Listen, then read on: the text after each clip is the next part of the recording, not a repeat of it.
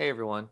So today we're going to be taking a look at the TrimUI Smart. We're going to do an unboxing, a little bit of an overview, and we'll turn it on and kind of see what that experience is like, the initial experience, and then later on I'll do a video about my full review on this.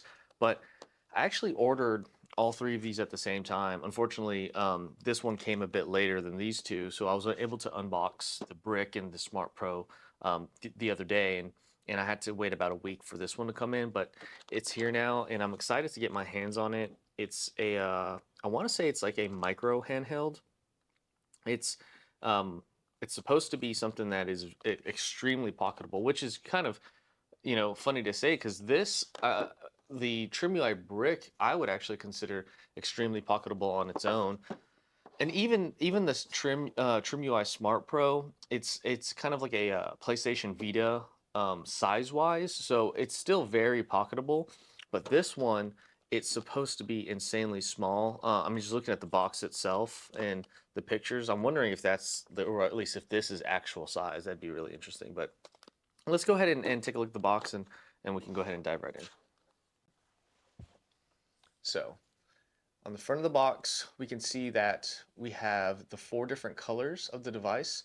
We have almost like a sea green, a white one, a purple color, and a yellow. And then on the bottom of the box, a little bit of a description of the product itself and some of the different emulators and game consoles that you can play. Now, turning to the left of the box, we can see there's a sticker here. I don't know if my camera can pick it up. But that I assume will be the color of the device that you got. So, and then turning around on the right side, we do have the barcode. On the top and the bottom of the box, there's nothing but just the word smart. Now turning it over to the back of the box, we can kind of see the different colors and kind of the different features of the device itself. So we do have Wi-Fi versus capability. Now, I don't know if this is Wi-Fi in itself or this is more like wireless LAN, which you can kind of connect to other, TrimUI smart devices. It is tiny and slim with some fast boot, USB Type-C charging, 2.4-inch IPS LCD with up to 3.5 hours of playtime. And it says the TrimUI Market, but I'm not quite sure what that is. We do have Bluetooth connectivity, so if you want to connect headphones or even possibly a wireless controller, you can. So it does say it is more than 10 emulators are supported. So we'll kind of take a look at that. But inside of the box, it says a TrimUI Smart Game Player, a cable, and the user manual. So let's go ahead and take a look at the front of the box again. And then we'll turn it over to the rear. All right, now let's go ahead and take a look and open it up. So this one, unlike the Brick and the Smart Pro, this one doesn't seem to have a sticker. At least mine did not come with a sticker to kind of keep it sealed. Perfectly fine, but so when you open up the tabs, there's actually not much in the box itself.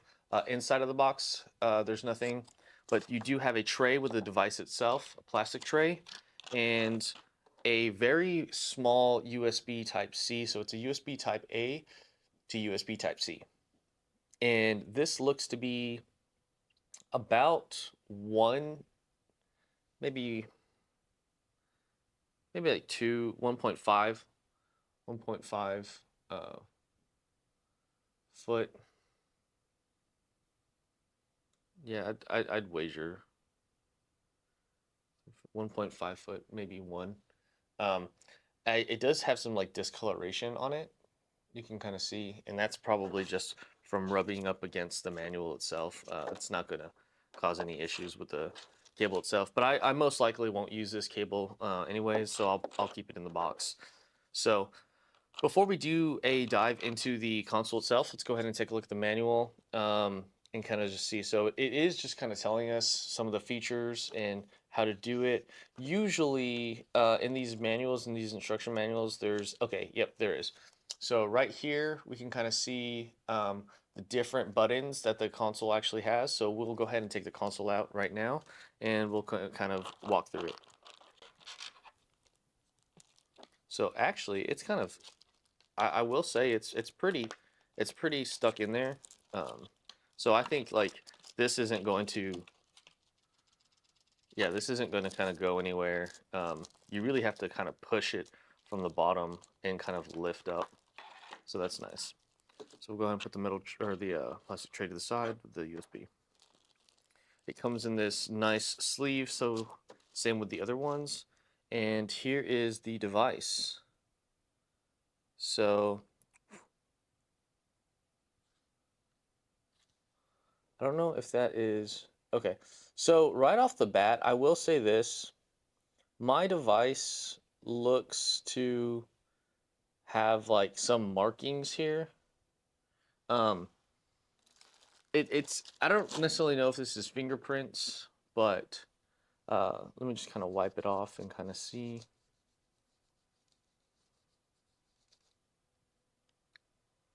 I did hear how I was reading online about this, and I read that the the LCD panels that they use, the actual glass they use, it's very prone to fingerprints, and the fingerprints themselves are fairly hard to kind of get off.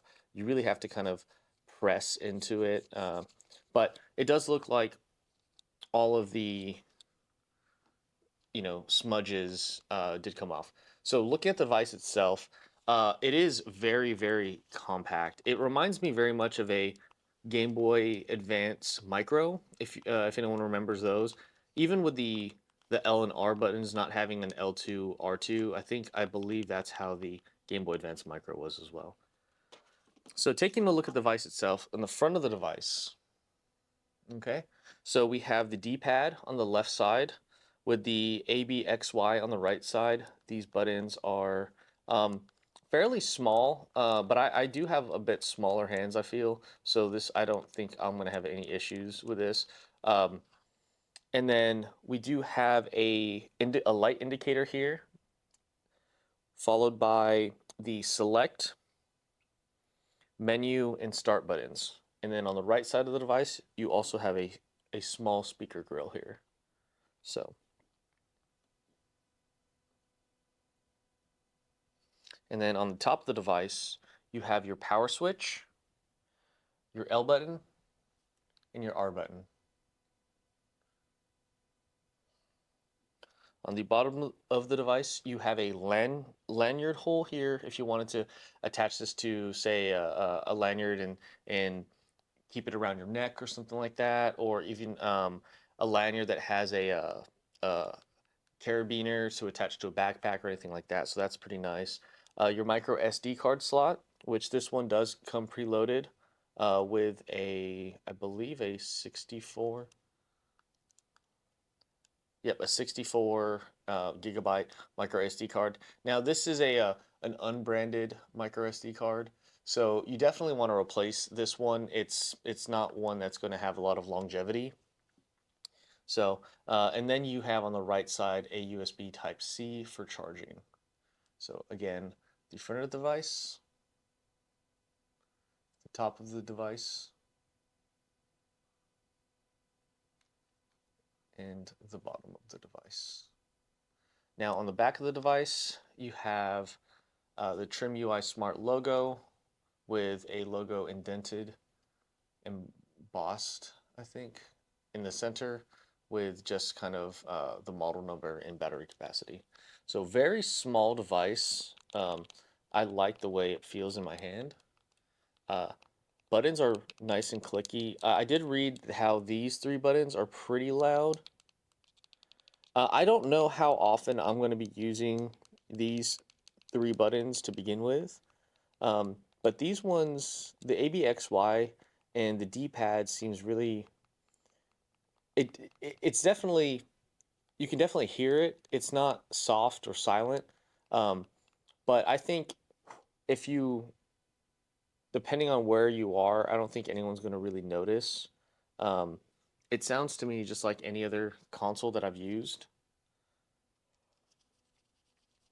So it reminds me very much of using, if you've used the R36S, it reminds me kind of those buttons, but a lot smaller.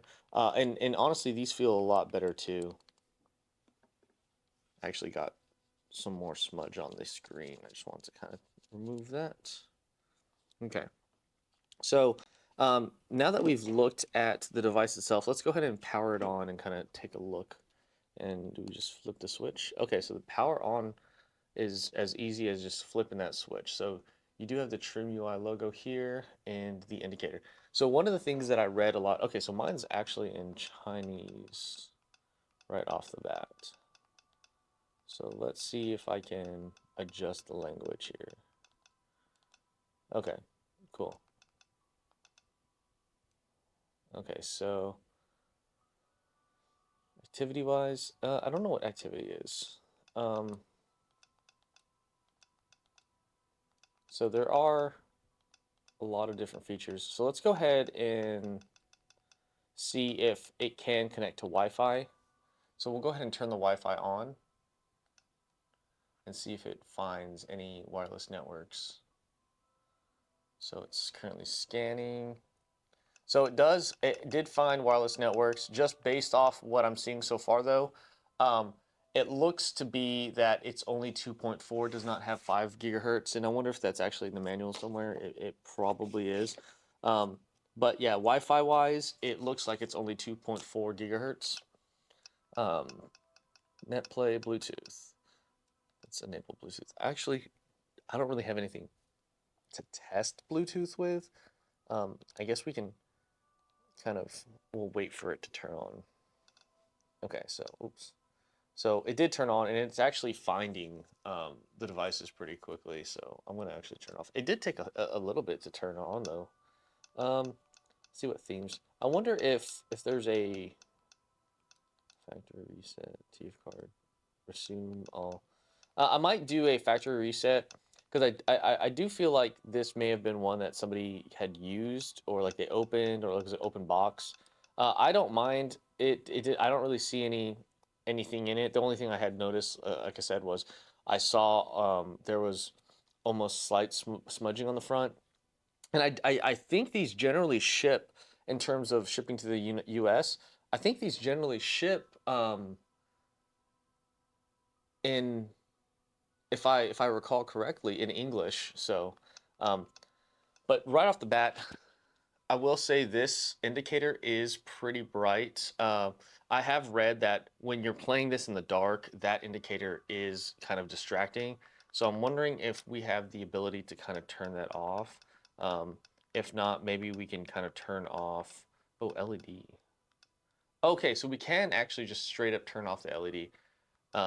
Background music, I heard that this also is something that is pretty annoying, so we'll go ahead and turn that one off as well. So everything else looks pretty good. Store. I wonder if I have to connect to the Wi-Fi to access that store. That's fine. So it does look like there's only 8 options in the menu: favorite, search, retro game, app, file, activity, store, and settings. So let's go ahead and let's see what's in app. It doesn't look like there's anything in it. Oh, well, I think I just opened something and didn't know what to do. Okay, so let's just go ahead and go to retro game. Oh, there's actually a new tab now. Recent opened up? Or maybe, what just opened up? I want to say recent just opened up, right? Yeah, recent opened up. Okay, so maybe this hasn't been used because that recent icon just appeared by the looks of it. So let's go over to retro game and let's go ahead and try to boot up. Let's see what we have here. So we have, oh, did it freeze? Oh, I think the console froze. Well, that's not good. Well, I think it did. Let me go ahead and turn it off. Turn it back on. I'm always kind of scared to turn off devices like this because in the TrimUI and the brick, right? It's you hit the menu and then you power down. This one, yeah, there's not the menu button actually just pops up a refresh ROMs. So well, let's go back to retro game and kind of see. Okay, so we have arcade, Atari 2600, 7800, CPS 1, 2, and 3, Easy RPG, Final Burn Neo, Famicom, Game Gear, Game Watch, Game Boy, Game Boy Color, Game Boy Advance, Lynx. Oh, Atari Lynx is cool. Main Plus. So you actually have a good handful of consoles on here. It does say it can play up to PlayStation. So I think for a console this small, that's pretty impressive. Let's go ahead and try to boot up. So I like playing Game Boy Advance games a lot, especially on something like this. So wow, this one has all of the Pokemon games. Well, Emerald, Ruby, Sapphire. Um, I think they're missing Leaf Green, Fire Red. This is Game Boy Advance. So Emerald. This might be all of them for the Game Boy Advance. I mean, there might be a few, but Busy Bong. Interesting. Um, One of my favorite games is Golden Sun, but I'm not going to boot that up. Let's boot something up that we can just test real quick. We'll do Tekken Advance. Oh, those quickly. Oh, interesting. So you have this TrimUI kind of border. So you have a TrimUI logo up top, and then you have just the Game Boy Advance logo on the bottom, very similar to like when you have a Game Boy Advance and it has that kind of that border. But this one is part of the actual screen. I wonder if you can kind of turn that off. Oh, on-screen overlay. You can. Okay. Wow. Okay. Well, um, it uses RetroArch to kind of just create that top and bottom border, and it makes sense because to kind of fill that space. But to me, those borders aren't all that bad. The sound's pretty good. How do I adjust the volume? There's no volume rocker. I just noticed that. So I assume you hit the volume, or maybe there's a function button. I'll need to play around with that more often. Um, ooh. Sounds good right off, like right out of the box. It is really loud. Exiting games are as simple as clicking the menu button and then going down to exit. So it didn't save that setting that I did with RetroArch where I removed the top and bottom. So I can actually adjust volume here in that menu as well, which is nice. So we'll bring it to 5 and then continue. So it did not, well, as I was saying though, it didn't save the adjustment that I made to the border. So those borders are still there. And again, that's just software. It's not necessarily anything to do with the hardware. Um, Game Boy Advance should play pretty exceptional on this. The one I was really interested in, however, was actually the PlayStation. I wanted to see just how well this would run.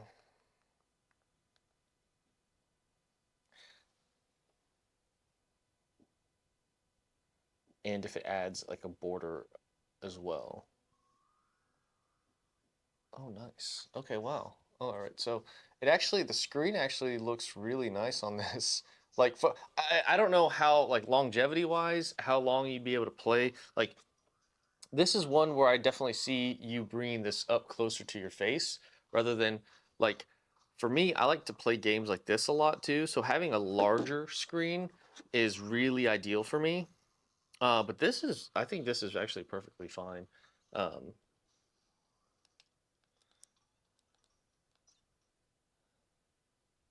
yeah, so I think I need to switch the control scheme. So this is on, again, it is a PlayStation game, so controls are a bit different. B was I'm so used to this being back and this is being select. So, oh, okay, so wow, yeah, that runs pretty nicely. Yeah, that runs real nice, actually. I wonder if I can turn on screen overlay. Hmm. I don't remember where it is, but oh, frame delay. Um, Controls? Nope. I thought there was a place where I could turn on FPS, but it runs pretty pretty nicely. Now, I don't know if you would necessarily need joysticks for this. I mean, there's a lot of PlayStation PSX games that didn't require joysticks, so I think this is actually a really good um, console for that. Now, I don't remember if PlayStation 1 had L2 and R2 though. So that might be a hindrance if those are utilized in whatever game that you're playing. But just this right off the rip, this is running really nicely. I just gotta get used to this controller. It is fairly small. I don't necessarily know if this is something I would play PlayStation games with all too much. It seems it seems like a in my opinion, it seems like playing anything outside of like a Game Boy Advance or even maybe the Lynx. Uh, it doesn't feel like this is the console that you would buy to play PlayStation games. That screen is kind of small, and these controls are kind of like really cramped. And I have smaller hands, so having this, this is again, I think the reason I bought this was to play Game Boy Advance games to begin with. Um, but just kind of the way it feels, I really like it. I mean, it is probably the most pocketable console I have now, outside of the what is it, Funkey S. Now, having said that, I wanted to kind of compare it to my phone. So I actually do keep my phone around a lot. So that's about the size of my phone. This is a OnePlus Ultra, OnePlus OnePlus Open. So it's about the size. Like, do I have a card, perhaps? Um, it's about the size of like a. Oh, you know what? I have a Pokemon card. One second. All right, so we have some Pokemon cards here. So it is slightly longer than a deck of Pokemon cards. Width-wise, it's actually thinner than my Pokemon cards. So it's thinner, but it is longer. But this could be you can easily put this in your pocket. No questions about that. I do also like the fact that that power is super easy. Um, like if you're really in a bind, you just need to turn it off immediately. That switch is really nice. Now, I will say I always get it. It kind of rubs me the wrong way to not have to shut down, properly. But I guess that is the proper way of shutting it down. So, but outside of that, that's pretty much um, everything about this device. I really like it. I'm gonna play around with it. I'll have it. Basically, what I'll do is I'll kind of play around with it for about a week. Uh, I'll try different consoles. I'll even try the PlayStation, kind of see how that's like. Because at the end of the day, um, this is a console that I'm going to be using, just on the go. It's not going to be my main handheld, but let's say I have time, I'm laying in bed, or I just have a few minutes to spare at the gym in between sets. Something like this in my pocket is absolutely perfect. So really love that. But taking a look at it one more time, front of the device. Now let's go ahead and turn it on so you can see. You got the bottom, you got the top, and you got the back. And that is my unboxing and initial impressions of the TrimUI Smart. I hope you guys like it, and I'll see you guys on the next one. Bye.